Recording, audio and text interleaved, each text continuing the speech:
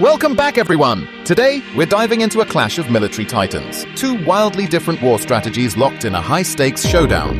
On one side, the United States, armed with jaw-dropping naval firepower, cutting-edge drones, and air superiority, that's the stuff of legends. On the other, the Houthi Rebels of Yemen, scrappy, resourceful, and masters of guerrilla warfare.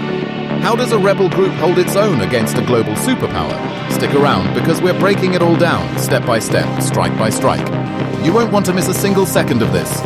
Let's set the stage. The US war machine is a force of precision and power. Picture this. Massive aircraft carriers like the USS Carl Vinson and USS Harry S. Truman steaming into the Red Sea, flanked by destroyers and submarines. Their strategy? Dominate the skies and seas, then unleash hell with pinpoint strikes.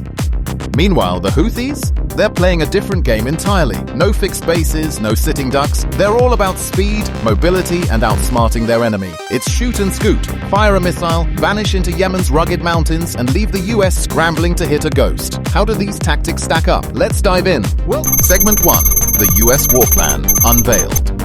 It all starts with eyes in the sky. The US doesn't mess around when it comes to intel. MQ-9 Reaper drones and top-secret satellites are watching every move the Houthis make. 24/7. They're tracking missile launchers, command hubs, weapon caches, you name it. Once the targets are locked, the real show begins. Aircraft carriers roll in, forming a floating fortress in the Red Sea. Take the USS Carl Vinson, for example. It's not just a ship, it's a city of war, carrying up to 130 fighter jets ready to rain destruction. A typical US carrier strike group is a beast, 5 to 7 ships working like a perfectly oiled machine. At the heart is the carrier itself, surrounded by Arleigh Burke-class destroyers for anti-air defense, a Ticonderoga-class cruiser leading the charge with multi-mission firepower, and a frigate playing backup.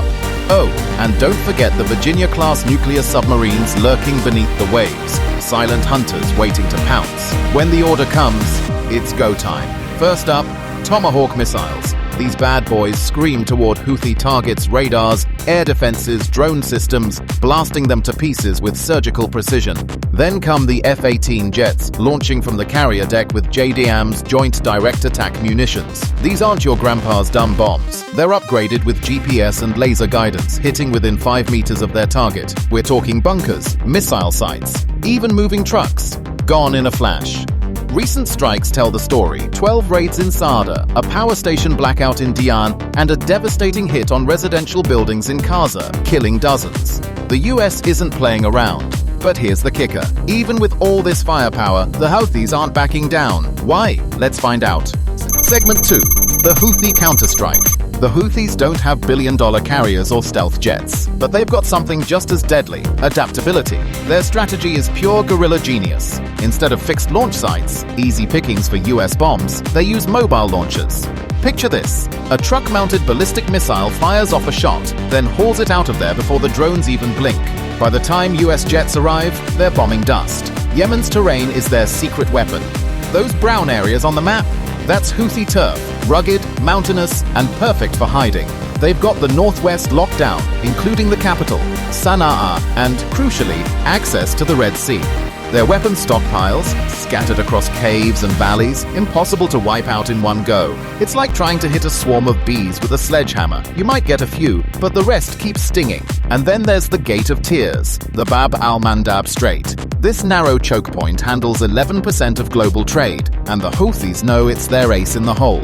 They've turned it into a shooting gallery, targeting ships with drones and Soviet-era missiles like the P-21. Step 1. Launch a swarm of cheap drones to overwhelm a ship's defenses. Step 2. Fire an anti-ship missile, sometimes an Iranian-modified SA-2 traveling at Mach 3.5. One hit and a cargo ship's done for. Just last December, they fired 3 ballistic missiles and 2 cruise missiles at US destroyers in a 10-hour barrage. Spoiler, the US shot them down, but the Houthis keep coming. Segment 3. Breaking down the clash. So, who's got the edge? The US brings overwhelming power carriers, jets, subs, you name it. A single strike group can level entire regions. But the Houthis, they're like water, slipping through the cracks, striking and disappearing.